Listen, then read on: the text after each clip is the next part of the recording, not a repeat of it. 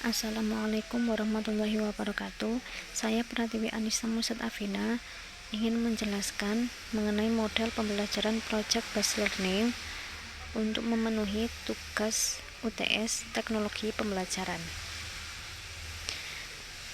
Yang pertama yaitu pengertian Project Based Learning. Pembelajaran yang berbasis proyek menggunakan alat atau media untuk pembelajaran. Model pembelajaran ini berpusat pada siswa untuk melakukan suatu investigasi yang mendalam terhadap suatu topik dengan pendekatan yang mengedepankan peserta didik untuk dapat menyelesaikan masalah yang benar-benar terjadi di lapangan atau di lingkungan sekitarnya.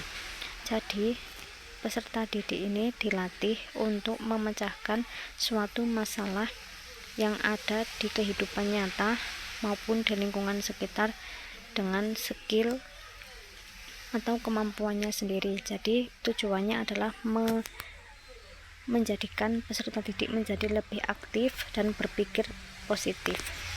Selanjutnya, Project Based Learning ini menurut ahli Daryanto dan Raharjo yaitu model pembelajaran yang menggunakan masalah sebagai langkah awal dalam mengumpulkan pengetahuan berdasarkan pengalaman dan aktivitas nyata.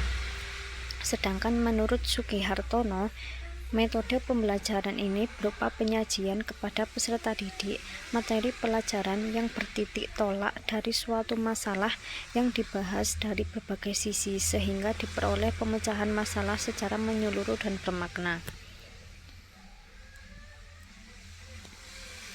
Selanjutnya, tahapan Project Based Learning ini ada 6.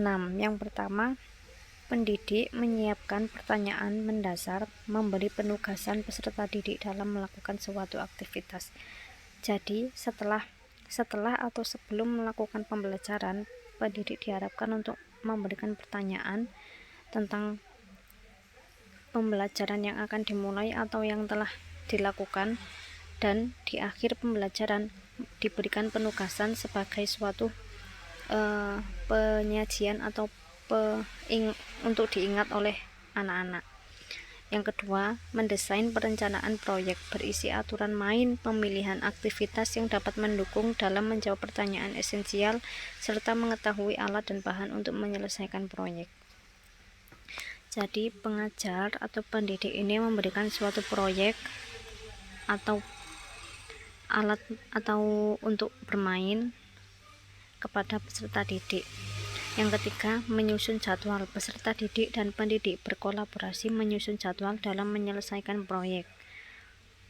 Yang keempat, memonitor peserta didik dalam kemajuan proyek. Pendidik bertanggung jawab memantau aktivitas peserta didik selama menyelesaikan proyek.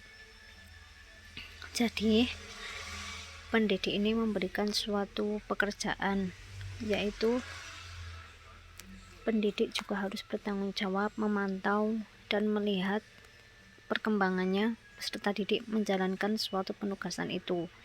Yang kelima, menguji hasil.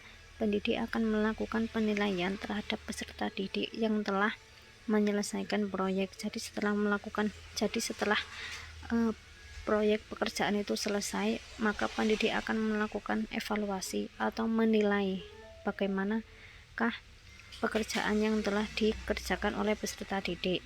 Yang keenam, yaitu mengevaluasi pengalaman. Pendidik dan peserta didik bersama-sama melakukan refleksi terhadap proyek yang sudah diselesaikan. Selanjutnya, yaitu penerapan Project Based Learning. Penerapan Project Based Learning ini yaitu melatih skill dan critical thinking peserta didik untuk mewujudkan profil belajar Pancasila dengan berbasis proyek. Jadi di sini adalah melatih skill dan critical thinking dengan berbasis Pancasila, yaitu menerapkan suatu Pancasila dengan berbasis proyek. Yang kedua, peserta didik melakukan eksplorasi, penilaian, interpretasi, sintesis, dan informasi untuk menghasilkan berbagai hasil belajar. Yang ketiga yaitu peserta didik akan menjadi seorang profesional yang memecahkan permasalahan dalam kehidupan sehari-hari, yaitu dengan project based learning ini peserta didik kan belajar untuk memecahkan suatu permasalahan yang ada di kehidupan nyata. Nah, itu untuk melatih skill dan berpikir yang logis. Selanjutnya, adapun kelebihan project based learning ini yaitu meningkatkan kemampuan memecahkan masalah. Yang kedua, membuat peserta didik menjadi lebih aktif dan berhasil memecahkan suatu masalah. Yang ketiga, meningkatkan kolaborasi atau kerjasama. Yang keempat, mendorong peserta didik mengembangkan keterampilan komunikasi. Yang kelima, meningkatkan kemampuan peserta didik dalam mengelola sumber. Yang keenam, meningkatkan motivasi belajar peserta didik. Yang ketujuh, menyediakan pengalaman belajar ditujukan untuk peserta didik. Yang kedelapan, membuat suasana belajar lebih menyenangkan. Adapun kelemahannya project based learning ini yaitu memerlukan banyak waktu untuk menyelesaikan masalah yang kompleks. Jadi sebenarnya di setiap sekolah itu kan ada itu batas waktunya untuk pembelajaran, untuk mata pelajaran, untuk setiap mata pelajaran. Jadi setiap mata pelajaran ini pasti membutuhkan waktu yang lama untuk menghasilkan suatu pekerjaan yang sukses, yang 100% gitu. Jadi memerlukan banyak waktu untuk menyelesaikan masalah ini. Yang kedua, kemungkinan peserta didik ada yang kurang aktif dalam kerja kelompok. Yang ketiga, ini yang terakhir, memerlukan banyak peralatan atau media yang disediakan.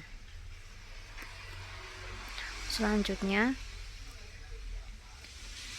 berikut adalah referensi-referensi yang saya dapatkan untuk mengerjakan project based learning ini. Sekian penjelasan dari saya.